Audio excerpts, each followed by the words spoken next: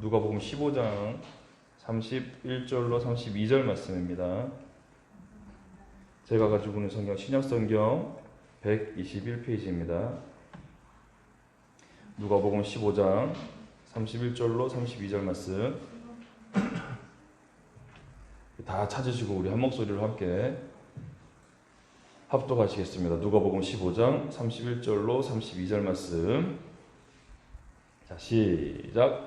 아버지가 이르되 너는 항상 나와 함께 있으니 내 것이 다 내 것이로되 이 내 동생은 죽었다가 살아났으며 내가 잃었다가 얻었기로 우리가 즐거워하고 기뻐하는 것이 마땅하다 하니라.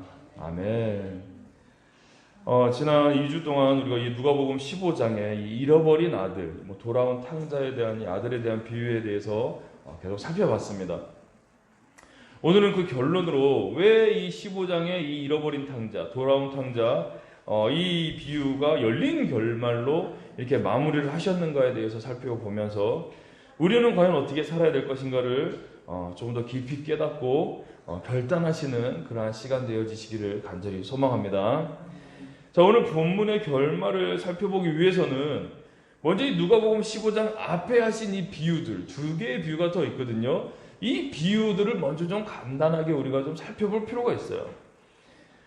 1차적으로 이 누가복음 15장에서 이 설교를 듣는, 이 비유를 듣는 청중은 분명히 1절과 2절에서 밝히고 있어요.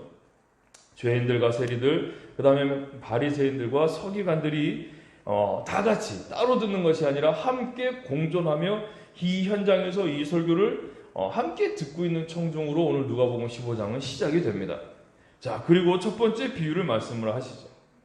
어떤 사람이 양 100마리가 있는데 그 중에 한 마리를 잃고 99마리를 만약에 한 마리를 잃었다. 그런데 이 사람이 양 99마리를 그냥 들여두고 이 잃어버린 한 마리를 찾기 위해서 부단히 노력하며 이 양을 애타게 찾으러 다니지 않겠느냐. 그러한 비유예요.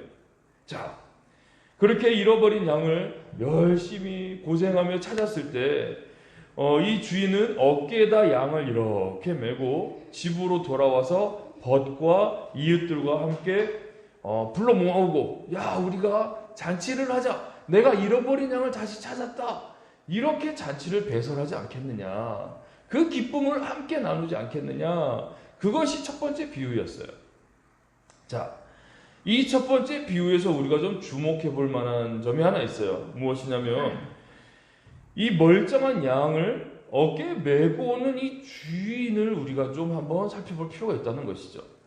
자, 보통 이 양은 털이 굉장히 빨리 자라요. 그래서 이 털로 옷도 해 입고 양탄자도 만들고 여러 가지 활용을 하죠. 그래서 이 추위로부터도 이렇게 보호를 할 수 있는 그러한 아주 소중한 재료가 됩니다. 그런데 양이 이 털이 자랄수록 점점 덥수룩해집니다. 그래서 특히나 이제 오줌을 싸면 이렇게 다 튀어서 이 다리 양쪽 밑으로 배 털로 이렇게 다 좀 오염 물질이 많이 묻고요. 이렇게 쓸고 다니다 보면 뭐 낙엽도 묻고 뭐 개똥도 묻고 온갖 오물들이 다 묻습니다. 그러니까는 우리가 그 좀 쉽게 소 우리에 있는 소 엉덩이에 보면 항상 이렇게 딱지들이 이렇게 붙어 있는 그러한 것들을 좀 연상하시면 어떨까 싶어요. 그래서 양털의 이 뱃살 부위 위주로는 오물이 항상 이렇게 묻어 있었던 그런 털이라고 보시면 돼요. 먼지도 굉장히 많이 붙어요. 그런데 이 더러운 이 부위를 이 주인은 어깨에다 메고 어떻게 메겠어요? 이 양쪽 다리, 앞뒤 다리를 잡고 이 뱃살을 이 목덜미에다 이렇게 어깨에다 메는 거예요. 그렇게 메야만 양이 편하겠죠. 그래서 이렇게 어깨에 메고 집으로 옵니다. 이 양을 찾은 기쁨을 그렇게 표현을 했다는 것이죠. 자, 이 주인이 양을 목덜미에 메면 어떻게 되느냐. 이 양에 묻어 있었던 이 오물들이 이 목덜미 쪽으로 다 이렇게 묻어져 나오는 거죠. 그리고 냄새도 많이 날 것이에요. 그런데도 이 주인은 전혀 여의치 아니하고 기쁨으로 이 양을 메서 옵니다. 자, 이렇게 기쁨으로 메서 오는 양의 주인을 우리는 좀 생각해 볼 필요가 있다는 것입니다. 이 주인의 행동은 이 양을 진정으로 사랑하는 마음이 있지 않고서는 절대 할 수가 없어요. 이 양에게 묻어있는 이 오물에 대한 더러움의 거부감보다 이 양을 사랑하는 이 진정한 사랑의 마음이 더 크기 때문에 이 오물을 감수하면서도 양을 직접 맬 수 있는 그 사랑의 실천이 된다는 것이죠. 마치 부모가 이 자녀의 똥기저귀를 갈다가 막 손에도 묻고 막 온갖 곳에 다 묻고 오줌도 발사해서 얼굴에 묻고 막 이런데 더러워 죽겠어 이런 부모 없잖아요. 저도 기저귀 갈다가 우리 아들이 얼굴에 이렇게 한번 한 적이 있어요. 그리고 이제 그 자기 얼굴까지 이렇게 한번 아기 때니까 모르잖아요. 그런데도 이것이 즐거운 추억거리가 되어 있는 것이지 아들이 내 얼굴에 오줌 쌌어 라고 손살에 치는 부모가 없다는 것이에요. 그렇게 이 오물 더러운 것들을 맡기는 하지만 이것들을 즐거움으로 즐기며 감사하며 기쁘게 되어지는 것은 그만큼 내 자녀를 사랑함이 크기 때문에 이 양을 사랑함이 크기 때문에 이 더러운 오물 정도는 얼마든지 기쁨으로 감사함으로 승화시킬 수 있다는 것입니다. 아멘이십니까? 자, 이렇게 양을 사랑하는 진정한 주인의 마음으로 우리가 더불어 주목해야 될 점은 벗과 이웃들을 불러 잔치를 배설한다는 것이죠. 자, 이거 저는 이거 부분이 참 이해가 안 됐었어요. 왜 이런 어리석은 짓을 할까? 저는 이렇게 생각했었던 비유 중에 하나였어요. 왜 그러느냐? 요즘 4인 식구가 식당에 가서 외식을 하면 고기를 먹으러 외식을 하면 보통 한 10만 원 나와요. 요즘 돈 가치가 그만큼 좀 많이 물가도 많이 올랐고 돈 가치가 좀 많이 씀씀이가 좀 없어졌다. 그렇게 좀 말씀드리고 싶어요. 내 4인 식구가 가서 식당 가서 배부르게 고기를 한번 먹고 보통 10만 원이 나와요. 그러니까 외식 한번 하는 것도 이거 뭐 적지 않은 부담이 된다는 것이죠. 자, 그런데 오늘 이 벗과 이웃들을 얼마만큼 모았는지에 대해서는 기술되지는 않아서 정확한 수치를 말씀드릴 수는 없지만 대가족 단위로 살았던 이때 당시 문화로 봤을 때 좋기 최소한 한 20에서 30명 이상은 모이지 않았을까라고 저의 중마고 중 한 명이 그 중국 청도에 있는데요. 그 친구가 이제 이야기를 하는 게 뭐냐면 야, 사모님이랑 애들 모시고 한번 놀러와, 중국 놀러와. 비행기 표만 이렇게 끊어서 오면 내가 양 한 마리 잡아줄게. 그렇게 얘기를 하더라고요. 그래서 야, 양이 얼만데 그래? 그랬더니 30만 원이면 한 마리 잡아. 그러면은 충분히 먹고도 남아. 막 그렇게 이야기를 하더라고요. 그래서 중국에서 양 한 마리의 가격이 한 30만 원 정도 되는구나. 이제 이렇게 제가 이제 알게 되었어요. 그래서 대략 오늘 이 본문에 등장하는 양 한 마리 가격이 한 30만 원 정도다라고 한번 책정을 해보겠습니다. 자, 집에 벗과 이웃들을 불러 모으고 잔치를 배설했어요. 그러면 과연 이 잔치에 들어간 비용은 얼마만큼 들어갔을까? 저는 이게 좀 계산이 되더라고요. 그럼 양 한 마리를 다시 찾아서 취하게 된 재산적 이익보다 그 양을 찾았다고 잔치를 벌린 이 잔치에 들어간 이 소요 비용이 더 컸을 것이다고 저는 확신을 해요. 20-30명이 밥을 먹는데 한 사람당 10,000원짜리만 먹어도 30만 원이 들어가요. 그런데 잔치 자리에 10,000원짜리만 제공을 했겠어요? 아니라고 봐요. 고기도 했을 것이고 더욱더 풍성하게 많이 흡족하게 그렇게 잔치를 했을 거라고 보는 거죠. 그런데도 불구하고 이 금전적 손실이 발생한 잔치를 배설한 이 주인은 어떻게 됐느냐? 기뻐했다라고 그렇게 이야기를 하고 있어요. 마무리는 되어지죠. 자, 이렇게 마무리가 됐어요. 그리고 연이어 두 번째 비유가 나와요. 자, 두 번째 비유는 어떤 여자가 있는데 이 여자는 10드라크마를 갖고 있다. 그런데 그 중에 하나를 잃어버렸다. 이렇게 이제 시작을 합니다. 자, 그런데 이 여인이 집안 곳곳을 쓸며 열심히 소파도 들추고 침대도 들추고 장롱도 옮기면서 이 잃어버린 드라크마를 찾기 위해 부단히 노력하지 않겠느냐? 그러한 이제 비유가 이제 새로이 시작되죠. 자, 여기서 등장하는 이 드라크마는 은전의 명칭이에요. 뭐 돈의 단위라고 볼 수 있겠죠.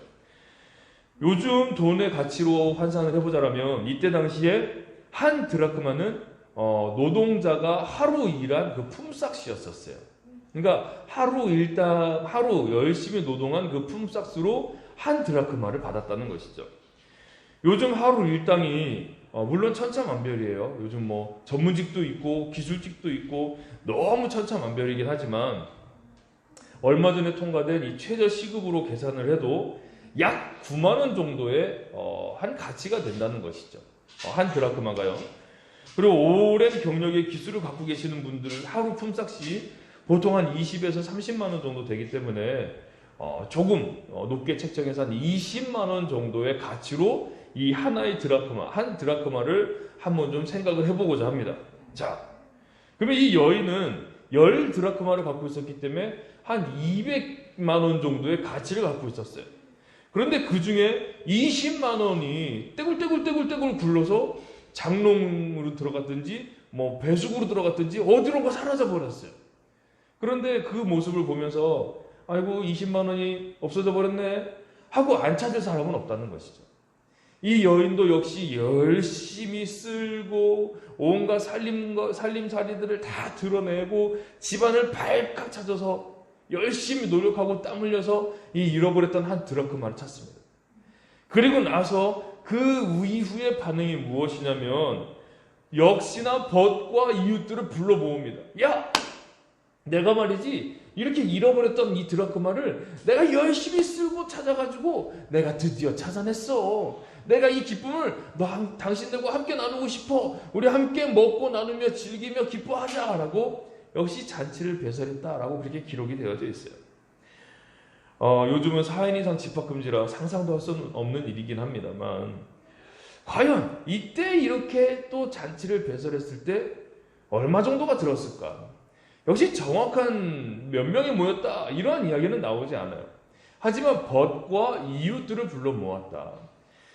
제가 어렸을 때까지만 해도 온 동네가 그냥 이웃 사촌이라는 말이 정말 맞았었어요.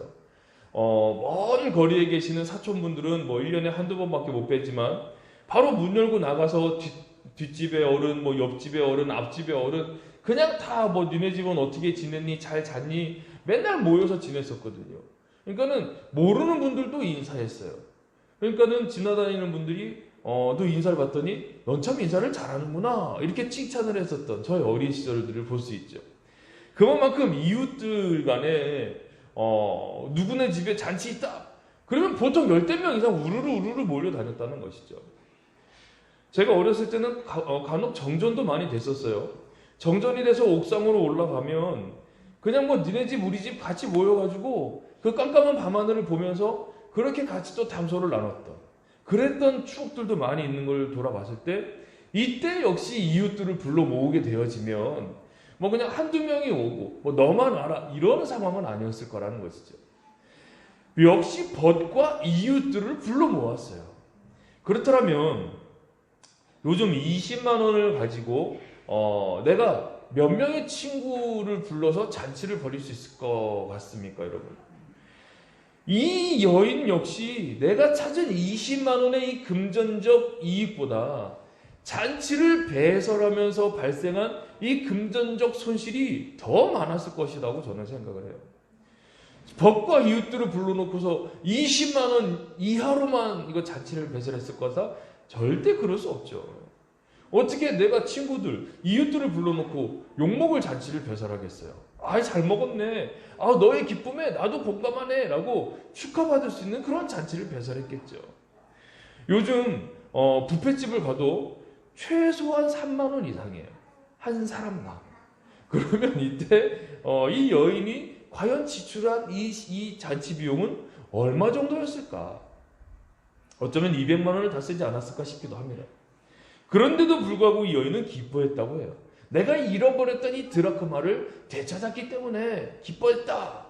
자, 과연 이 두 비유를 보면서 왜 이런 미련한 행동을 할까? 얼마나 계산적이고 수치적으로 봤을 때 이거 차라리 잃어버리고 말지 괜히 찾았다고 그 기쁨을 나누겠다고 더 큰 금전적 손실을 발생하는 왜 이런 미련한 비유를 여기다 기록했을까? 저는 한 번쯤 이런 생각을 해봤었거든요. 오늘 잃어버렸던 이 한 마리의 양과 잃어버렸다가 다시 찾은 이 드라크마는 죄인 한 사람을 나타낸다고 오늘 비유 마지막에 그렇게 기록을 하고 있어요. 그리고 그 죄인이 회개하였을 때 얼만큼의 비용이 손실 나더라도 크게 잔치를 하며 정말 큰 기쁨을 함께 나누고자 하시는 이 하나님의 기쁨, 그것을 표현한 것이다 라고 오늘 비유에 그렇게 기록을 하고 있다는 것입니다. 그래서 결국은 이 잃어버린 한 마리의 양, 잃어버렸던 이 한 드라크마는 회개하고 돌아온 한 사람의 죄를 나타내고 있고요. 한 사람의 죄인이 돌아왔을 때 그 죄인이 돌아온 것에 대한 이 가치는 내가 정말 큰 금전적 손실을 감수하더라도 그 기쁨을 함께 나누고자 하시는 하나님의 이 기뻐하시는 이 마음을 우리가 알 수 있게끔 이 비유를 기록하셨다라는 것이죠. 그래서 오늘 10절에서도 그렇게 기록을 하고 있고요. 오늘 7절에서도 그렇게 기록을 하고 있는 것이 이 잃어버렸던 존재는 바로 회개하고 돌아온 한 명의 죄인이다. 내가 그 돌아온 한 명의 죄인으로 인해 정말 크게 기뻐한다. 그래서 얼마만큼의 가치가 들더라도 나는 그 기쁨을 함께 나눈다, 표현한다. 그렇게 기록을 하고 있다는 것입니다. 자, 이 비유는 이렇게 모든 것을 희생해서라도 그 한 영혼이 돌아오는 것에 대한 감사, 기쁨을 표현하고 계시는 예수님의 뜻이 바로 숨겨져 있는 그런 비유입니다. 자, 이 두 개의 비유는 아주 명확하게 결론을 짓고 있어요. 잔치를 배설했다. 그건 정말 기쁨으로, 정말 해피엔딩으로 그렇게 끝내는 비유였죠. 자, 그런데 그 다음에 이어지는 이 탕자의 비유는 지난주에 말씀드렸듯이 결론을 맺지 않고 열린 결말로 그렇게 끝맺음을 하고 있어요. 좀 끝이 어떻게 끝나는 거야? 왜 이렇게 끝나는 거야? 아, 좀 찝찝하네. 뭐 이런 생각이 들 정도로 끝맺음이 없다는 것이죠. 자, 지금부터 그 이유에 대해서 한번 좀 살펴보고자 합니다. 지난 2주 동안 살펴보신 내용이기 때문에 뭐 더 자세히 이 내용을 말씀드리지는 않겠고요. 지금 이 현재, 지금 이 형과 아버지가 대치한 이 현재 상황은 집에 다시 돌아온 동생으로 인해 잔치가 진행 중인 상황이고요. 그 잔치 자리에 동생은 들어가 있는 상황이고요. 이 형은 그 집에 들어가지 않고 있는 상황이에요. 지금 상황은 이런 상황이라는 것이죠. 그런데 형이 집에 들어가지 않은 이유를 지난주 본문을 통해서 우리는 충분히 제가 어필을 해드렸죠. 그 대답에 대해서 오늘 아버지는 이렇게 말씀을 합니다. 그 이유는 이제 그 위에 상반절에 나오고요. 아버지가 이 형의 대답에 대해서 이렇게 이야기를 하죠.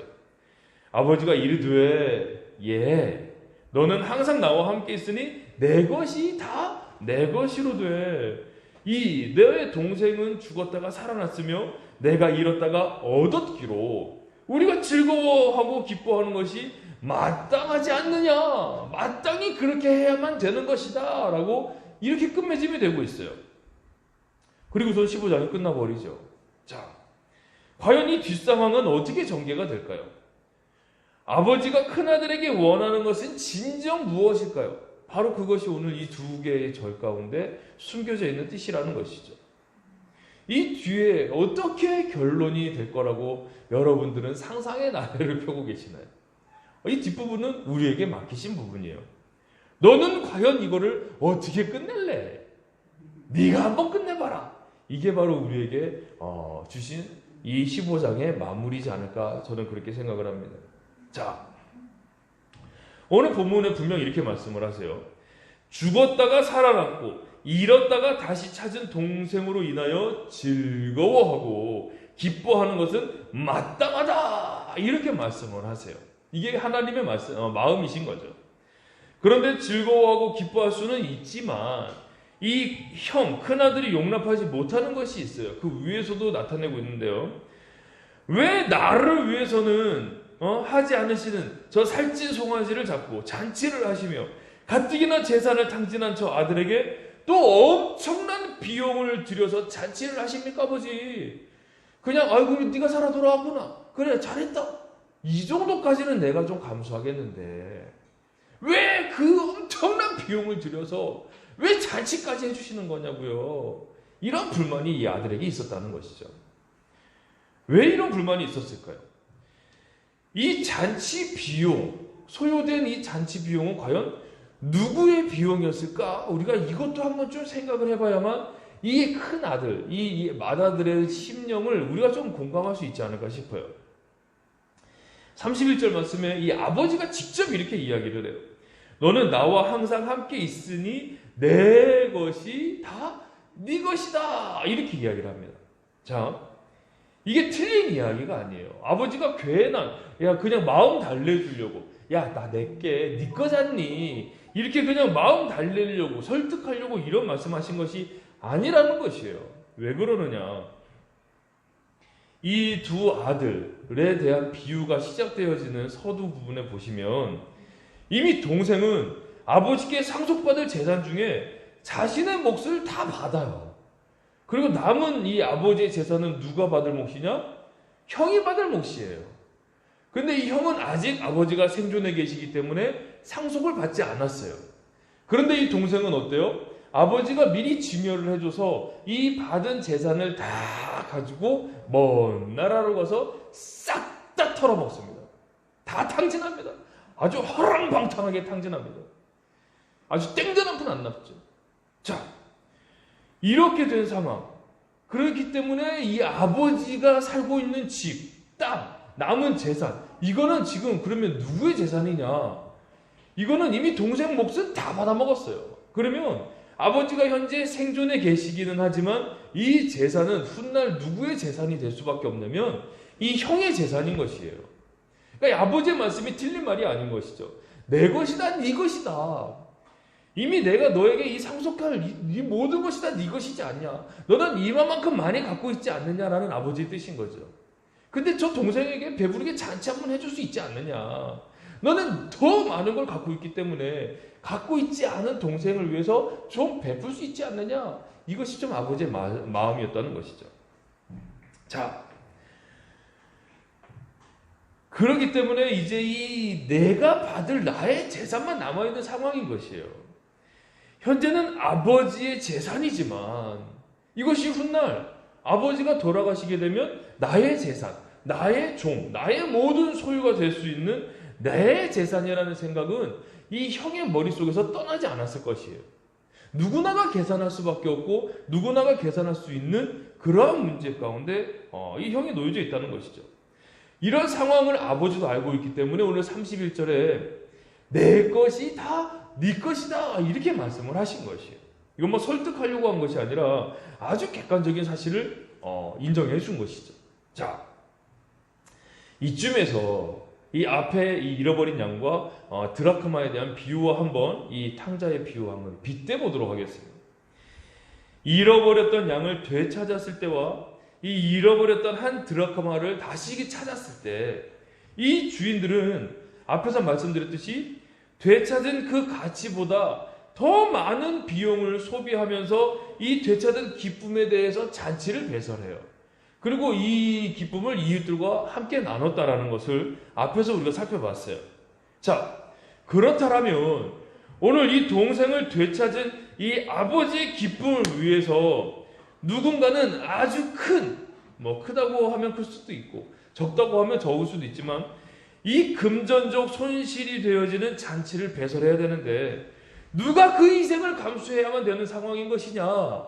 이것이 오늘 이 비유의 포인트일 수 있다는 것이에요. 자, 아버지는 현재 내 재산이기는 하지만 이것이 훗날 누구의 재산이에요? 내 맏아들의 재산이에요. 그래서 이 아버지 입장에서 내가 송아지를 잡아라, 금가락지를 갖다 줘라 할 수 있지만 이것이 이 맏아들 입장에서는 저거 내 건데 자꾸 아버지가 막 마음대로 하시네. 이런 생각이 들어갈 수 있는 상황이에요. 왜냐? 동생에게 재산을 분할해주지 않았었더라면 아버지 재산이기 때문에 마음껏 하셔도 되지만 이미 재산 분할이 이미 한 번 진행이 된 상황이기 때문에 동생은 다 받아먹었고 내가 받을 몫만 남았다라고 생각하는 것이 보편적 사람들의 생각이기 때문에 아버지가 마음껏 막 외제차도 사고 막 또 땅도 사고 집도 사고 하면 이게 자식 입장에서는 불만의 요소가 될 수 있다는 것이죠. 그래서 이 아버지가 잔치를 배설했지만 이 금전적 손실, 이 잔치를 배설하는 이 금전적 손실은 누가 감당해야 될 몫이냐면 형이 감당해야 될 몫이라는 것을 오늘 아버지는 이야기하고 있는 부분이라는 것이에요. 이 아버지의 기쁨을 위해서 이 잔치를 배설했는데, 그럼 이 잔치를 배설한 이 금전적 손실은 누가 감당해야 되느냐? 그 감당해야 될 인물은 바로 형, 너야. 바로 이 이야기를 하고 있는 것이죠.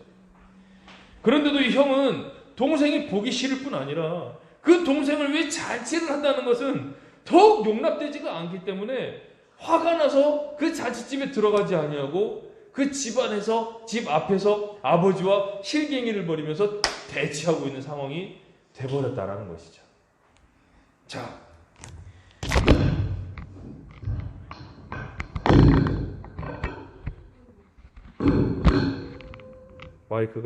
마이크 고정대가 부서졌습니다. 이 형의 행동에 대해 충격을 받은 것 같아요. 들고 가도록 하겠습니다. 자, 이 지난주에 말씀드렸듯이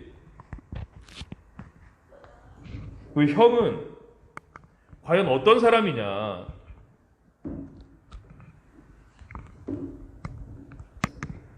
자, 잠시 방송사고 나서 죄송합니다.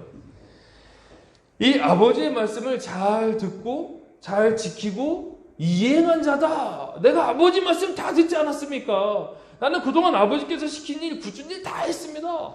저 동생은 그때 뭐 했습니까? 아버지 재산을 가지고 나가서 허랑방탕하게 창녀들과 함께 그 모든 재산을 탕진한 자입니다. 이렇게 얘기했거든요. 즉 율법을 잘 지키고 신앙생활의 삶을 살아가는 이 사람이다라고 그렇게 이야기를 했어요. 그러니까 이 형이 대변하는 사람이 누구냐면 오늘날 신앙생활하는 이 교회 테두리 안에 머물러 있는 그러한 신앙인을 나타내고 있는 이 사람이 바로 이 형의 모습이라는 것이죠. 그런데 그런 신앙인이 회개하고 돌아온 이 한 사람을 위해 금전적 손실을 기꺼이 기쁨으로 감당하지 못한다? 그로 인해 천국잔치에 들어가지 못하고 예수님과 대치하고 있는 상황이 발생하고 있는 모습이 바로 오늘 15장의 모습이라는 것이죠. 아니, 이 부분들을 어떻게 생각하십니까? 요즘 매스컴에서 한참 이슈가 되는 드라마가 있어요. 제가 막 드라마 찾아보고 그러지는 않는데요. 얼만큼 이슈가 됐냐면 이 드라마를 북한에서도 인용을 했어요. 그래서 남한에서는 지금 이런 현 실정이다라고 북한에서 뉴스로 보도한, 인용해서 보도한 그런 드라마예요. 얼마만큼 인기가 있길래, 그 다음에 얼마만큼 이슈가 되길래 이렇게 막 계속 매스컴에서 떠드나. 제가 또 이제 시대적으로도 공감을 해야 될 목사이기 때문에 제가 찾아봤어요. 뭐냐면 넷플릭스의 그 DP라는 드라마예요. DP. 2014년도 탈영병을 체포하는 이 헌병인 DP, 그때 그 군 생활을 그려냈던 그런 드라마입니다. 이게 뭐 넷플릭스라는 어떤 유료 채널로 이제 보는 그런 드라마인 것 같아요. 그래서 이게 요즘 20, 30대 특히 남성들에게 엄청나게 공감을 형성하고 있대요. 아, 맞아. 내가 군 생활할 때인데. 아, 맞아. 어쩜 이렇게 잘 그려냈지? 야, 정말 간지러운데 팍팍 긁었구나. 막 이런 공감대가 형성되어지는 그런 드라마라고 합니다. 그래서 저도 한번 공감해야 되니까 한번 찾아봤죠. 저는 이 90년대 후반에 군 생활을 했었는데요. 제가 보는데도 정말 공감되어지는 부분들이 많더라고요. 일상적 그 선임들의 대화는 욕이었어요. 입을 열면서부터 욕으로 시작해 입을 닫을 때까지 욕으로 마무리되어지는 그것이 대화였었고요. 정말 좀 자세하게 말씀드리기 어려울 만큼 더 그 DP보다 조금 더 과한 그러한 군 생활을 제가 경험을 했었습니다. 저도 이제 자대 배치를 받고서 우리 부대 안에 교회가 있다는 사실에 저는 굉장히 기뻐했어요. 저는 뭐 백도 없었음에도 불구하고 상군 사령부 안에 있는 파견 부대 이제 나갔었거든요. 대공 부대인데 그 사령부를 지키는 그러한 대공 부대로 제가 나갔어요. 근데 상군 사령부 안이기 때문에 부대 안에 교회가 있었어요. 굉장히 컸어요. 담임 목사님이 중령이었어요. 굉장히 파워가 있는 목사님이셨죠. 그래서 이 주일 종교 활동을 가기 위해 저는 평소 6일을 더 열심히, 더 최선을 다해서 그렇게 군 생활을 했어요. 토요일날 모포를 말리면 제가 순번을 일부러 주일날 제가 못하니까 2번, 3번을 연속으로 제가 더 순번을 말뚝으로 제가 모포를 지키고 옆부대가 뺏어가고 훔쳐가고 그러거든요. 제가 더 지키고 그 다음에 평소에 누가 뭐 이렇게 부르기만 하면 더 빠릿빠릿하게 행동하고 그래서 칭찬을 많이 들었었던 그런 이등병 생활이었었어요. 더불어 이제 하나님께서 이제 김명진 상병이라고 이제 기독교인인데요. 이 상병이 교회를 갈 때면은 항상 저를 챙겨서 같이 갔어요. 제가 이제 신학생인 것도 알았고 교회를 꼭 가고 싶다고 제가 따로 얘기를 했더니 근무표를 잘 조작해서 주일 예배 시간만큼 근무에 넣지 않고 교회 생활할 수 있도록 그렇게 같이 해줬죠. 그런데 문제는 그렇게 교회 가서 예배를 드리고 아주 기쁜 마음으로 우리 부대에 딱 복귀를 하면 그 이후가 문제였었어요. 저녁에 이제 점호 시간 전에 청소 시간이 됐는데요. 그 시간에 항상 보급 창고로 저를 불러냈어요. 누가 불러냈냐면 최고노 일병이 저를 이렇게 불러냈죠. 그리고 나서 제가 나가면 담배를 피면서 저를 기다리고 있어요. 그리고 그렇게 이야기를 하죠. 너 꼭 교회 가야겠냐? 모포 놀고 순번대로 다 지키고 있는데 너만 빠져서 교회 가서 놀다 오고 너 평소에 잘하면 뭐해? 일요일 하루 다 까먹는데 그러면서 아주 흠칫 두드려 맞았어요. 교회 간다는 이유만으로요. 저는 제 나름대로 헌신을 했거든요. 희생을 했어요. 토요일날 모포 더 막 이렇게 제가 2타임, 3타임 더 당번도 쓰고 그랬음에도 불구하고 교회 간다는 그 꼬투리 하나로 그렇게 두드려 맞았어요. 약 3개월 정도를 그렇게 교회 갔다 오면 맞고 교회 갔다 오면 맞고 그렇게 주일 저녁을 보냈죠. 어김없이 주일 아침에는 가서 예배하며 기뻐지고 저녁에는 두들겨 맞아서 기분이 나빠졌었던 이러한 생활이 반복됐었어요. 그러던 어느 날 역시나 이제 불려 나갔죠. 불려 나갔는데 이 최고노 일병이 말없이 담배를 끝까지 피우고 나서 이제 피우고 있더라고요. 담배를요. 지금도 생생해요. 기억이요.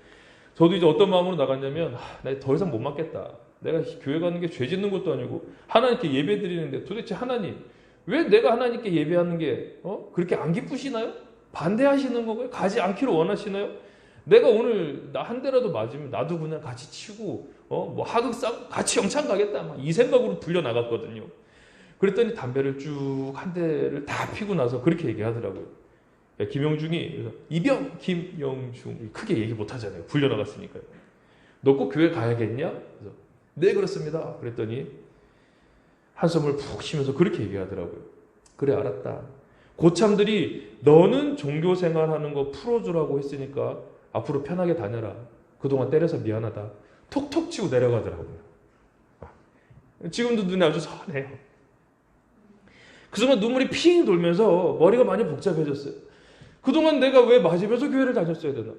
내가 뭐 때문에? 교회 가서 나한테 돈 주는 것도 아니고 내가 뭐 때문에 그렇게 다 했었어야 되냐? 그런데 또 상반되어지는 마음은 이제는 드디어 내 마음대로 교회를 다닐 수 있구나. 아주 자유함 가운데 정말 기뻤어요. 그동안 맞으면서 꿋꿋하게 다녔던 이 서로 그런데도 불구하고 정말 기쁨이 공존되었던 이 복잡한 마음들. 그런데 이제는 마음대로 교회 가도 된다고 고참들이 암묵적으로 허용해줬던 저만 유일하게 허용을 그렇게 받았던 그 시기가 있죠. 이미 공소시효가 다 끝난 일이라 고참들 실명을 다 거론을 했습니다. 뭐 제가 고소할 것도 아니고 그때 당시에는 맨 윗선이 그렇게 시켰어요. 야 주임 상병, 주임 일병 니네 애들 관리 안 하냐? 어떻게 이등병이 교회 가게 두냐? 좀 두드려 패서라도 교회 못 가게 해라. 군기 빠졌네. 이렇게 닥달했었던 시기이기 때문에 저를 그렇게 두드려 팼던 최고노 일병 그렇게 밉지는 않아요. 솔직히. 그렇게 사주를 받아서 한 것이고 우리 동기들도 어쩔 수 없이 그렇게 후임들을 한 번 뭐 이상 얼차례를 줬었던 그 시기들을 돌아볼 때 그때 군 생활의 문화가 그럴 수밖에 없었던 시대였던 것을 이 DP를 통해서 정말 많이 공감을 하게 된다는 것이죠. 자, 그렇게 교회 다녀와 맞으면서 교회 가지 않을 거라 생각했던 고참, 저렇게 두드러 패면 쟤 더 이상 교회 안 가겠지, 그렇게 생각했던 고참들이 아주 몇 개월 동안 맞으면서 끝까지 교회를 갔던 제 모습에 야 쟤는 진짜 교회 가야 될 놈이다, 그냥 보내줘라, 이렇게 허용을 해줬다는 것이죠. 그래서 저는 그 다음 주부터 아주 당당하게 수요일 저녁에 저 종교활동 다녀오겠습니다 하고 수요예배까지 올라갔었어요. 주일날만 예배를 갈 수밖에 없었는데 이제는 수요일 저녁 예배까지 그렇게 저는 군생활을 잘했다는 것이죠. 중대본부에서요. 정말 아주 엄청난 간증이에요. 그래서 이 오늘 본문은 그런 희생을 이야기하고 있는 것이에요. 전도 대상자들에게 끝이 보이지는 않지만 계속 밥을 사는 이 금전적 희생, 당신 한 사람이 회개하며 교회로 와서 천국 잔치에 동참되기만 한다면 얼마의 금전적 손실이 따를지라도 나는 기쁨으로 그 잔치를 배설할 각오가 되어 있는지 그 부분을 오늘 자신 스스로에게 묻도록 하시기 위해서 오늘 이 비유의 이 형의 비유는 결말을 짓지 아니하고 오픈 결말로 열어두셨다라는 것입니다. 아멘이십니까? 내 신앙생활을 위해 어느 정도의 희생을 감수하십니까? 저는 맞으면서라도 예배를 가기 위해서 저의 신앙을 지켰던 그런 경험이 있어요. 요즘 교회 간다고 누가 때리지는 않죠. 대신에 교회 간다고 국가에서 범죄금을 물리는 그런 세대가 돼서 참 안타까운 마음이 들긴 합니다. 현행 거래두기에 동참하기 위해 우리가 자체적으로 참석을 자제하며 이렇게 예배를 하는 것뿐이지, 만약 이 10만 원의 과태료가 무섭다고 교회 못 오는 것은 오늘 집 앞에서 서성거리며 천국잔치에 들어가지 못하는 이 형의 모습과 정말 똑같은 모습일 거라는 것이죠. 내가 하나님을 위해, 예배를 위해 내가 일체의 금전적 손실을 감당하지 못한다? 이것은 결국 하나님보다 금전적인 것을 더 사랑하는 마음이 크기 때문에 하나님께 치중하지 못한다. 이것이라는 것이죠.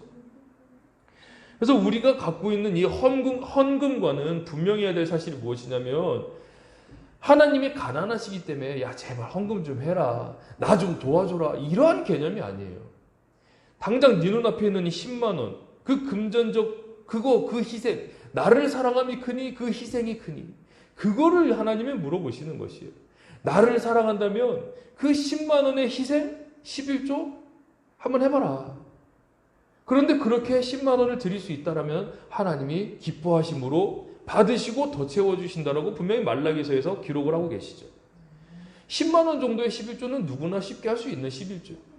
그런데 정말 수입이 많은 분들, 막 11조가 막 100만 원 단위, 막 1000만 원 단위 되어지시는 분들, 야 네가 날 사랑한다며, 근데 네 눈앞에 있는 그 금전적 1000만 원 그거 나한테 헌금 해봐라, 그 사랑의 실천 해봐라, 이 요구를 하나님께서 요구하시는 이 바로 올바른 헌금관인 것이에요. 하나님이 가난하시기 때문이 아니라 돈을 더 사랑하니 나를 더 사랑하니, 네가 진정 나를 사랑한다면 그 금전적 손실도 감당해봐라. 바로 이것을 하나님께서는 원하심이 바로 참된 헌금관이라고 말씀드리고 싶습니다. 그렇게 딱 받고서 나는 몰랐네 이렇게 외면하실 하나님이 아니신 거죠. 분명히 내가 너에게 차고 넘치도록 채우나 안 채우나 나를 시험해봐라 라고 말라기 3장에서 그렇게 기록을 하고 있습니다. 자, 그래서 우리 교회는 더 많은 분들이 우리 교회를 통해 천국을 알고 예수님을 알도록 선교비로 많은 비용을 지출을 합니다. 다른 사람들이 생각할 때 야 금전적으로 개척교회가 그렇게 엄청난 손실이 아니냐라고 할 수 있어요. 하지만 그러함에도 불구하고 이 한 사람이 회개하는 영혼을 위해 그렇게 하고 있습니다.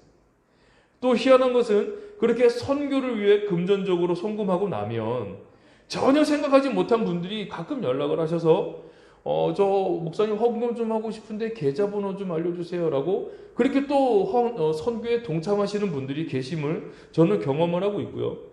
더불어 금전적 손실보다 이 우리 교회에서의 신앙생활 가운데 감사하시며 예수님을 만난 이 기쁨의 귀한 헌금, 정말 값진 헌금을 하시는 우리 성도님들을 통해서 우리 교회가 유지되어 가고 있다고 저는 그렇게 고백을 합니다.